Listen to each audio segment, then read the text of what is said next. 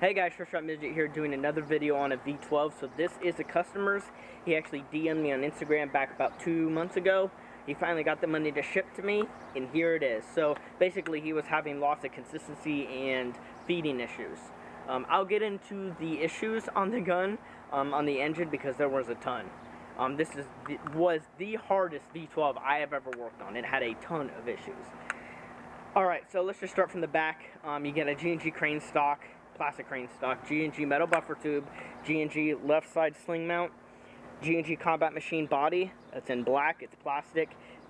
Standard controls on here. I think this is a BCM pistol grip. There's no markings on it, so it might be like a Matrix clone or whatever. This is the Valken V12 grip connect. It did need modified in order to fit. As you can see, it's kind of sticking down there, so it needed modified. It's, fully functional, and it doesn't look bad to me. It's, fine. It also has a e-bike magnified optic. In fact, I don't know how to change the magnification. It says 4x32.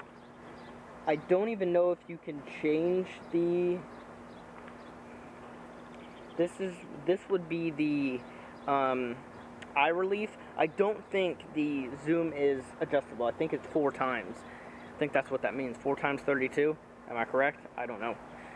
It's a pretty cool scope. It's kind of low to the body though, so you kind of have to get your head way low. But it's mainly for looks, honestly.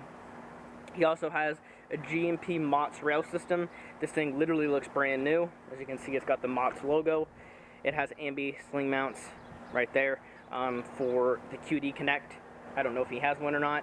There's this HFG. I'm not sure what brand makes this. So it's like an RVG kind of thing. Look-alike kind of. And then I think there's a storage core in here. There's just space in there. You can put batteries in there or something. And then that is mounted obviously to the key mod slots on the GMP MOTS rail. And then there's an AFG up front. And then we have a black K-Tech. I assume just the standard G&G outer barrel. Actually, no.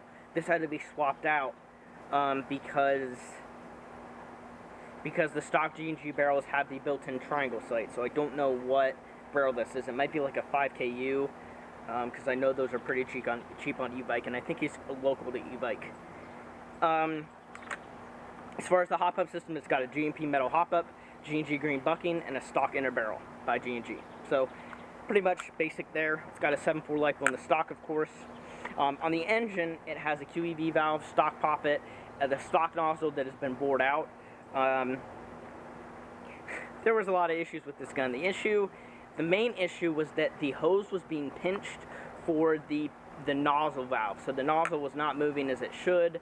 So I had to basically unpinch it and kind of squish it so that it became round again to get more airflow. Because what was happening was the dwell had to be up to 8 to feed, and it was super inconsistent, which is basically 4 times the air was going through this engine than on 2 dwell. I run my MP5 on 2 dwell, my CQBR at 2 dwell. Pretty much every V12 that I've worked on has the dwell at 2. Maybe 3 max. So having to be at 8 just to feed was crazy. So I knew something was majorly wrong, and I found that pinched hose, and I kind of, tried to pinch it back so it was round.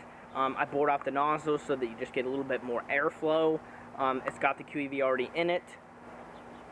Also, I checked the solenoids, and one of the solenoids had a lot of gunk in it. I don't know how debris got inside of this. I don't know if the guy had it in a dusty place. It wasn't even dusty, it was like colored stuff. I don't know how it got in there. I don't know if stuff got in his hose, because that's where your air goes through here into your poppets, or sorry, your solenoids. And so something might have gotten up into his hose and went into the poppet. So that explains it, and that explains why it was misfeeding and stuff too. So basically 2 combined issues: a dirty solenoid, and also the poppet system was very, very dry. So not proper lubrication, and then 3, the pinched hose. All made it not feed and have bad performance. So after adjusting everything, it's good to go. I'm going to go ahead and shoot it. I do recommend .25 BBs. That's what I told him to use. I'm running 85 PSI. I have the PSI gauge where I use my MP5 and my CQBR, so I just leave it there. As far as FPS, at about 85 PSI, it shoots about 330, 320 with the 2.5. So definitely well under the FPS limit at his fields. The FPS limits are 400, so I told him just run like 90 PSI, and you'll get like 380 with a .2, and that's good enough.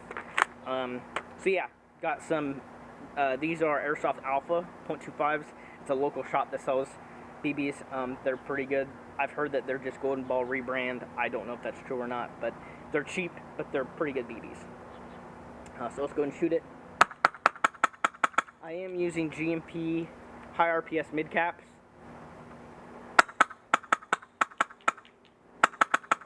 Super consistent. It's a little overhopped. That is nice. Now, no short trigger pull mod. I don't have any glue to glue plastic on the inside of the gearbox engine, the shell, the cast shell for the engine. Guess you could call it a gearbox shell. I don't care. And so I couldn't shorten the trigger pull. He didn't ask for it, so I don't know. You can still shoot it quick.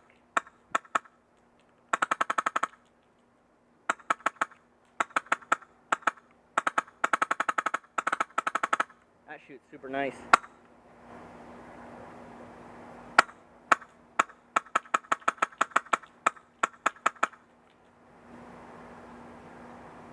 Turn the hop up a little bit.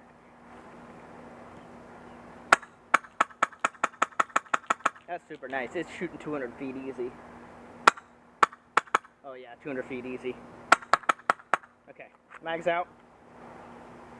Let's go ahead and do the second mag. I have it set for like 35 RPS, I think. It might have been 30.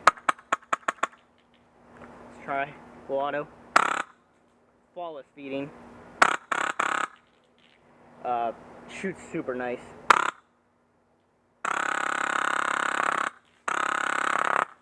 So there you are. Freaking fantastic. Goes through the whole mag. Those are .25s, and so the mag feeds 100%. It does feed up to 45 RPS. So if you have any questions, let me know. Thank you so much for watching, and I hope you enjoyed the video.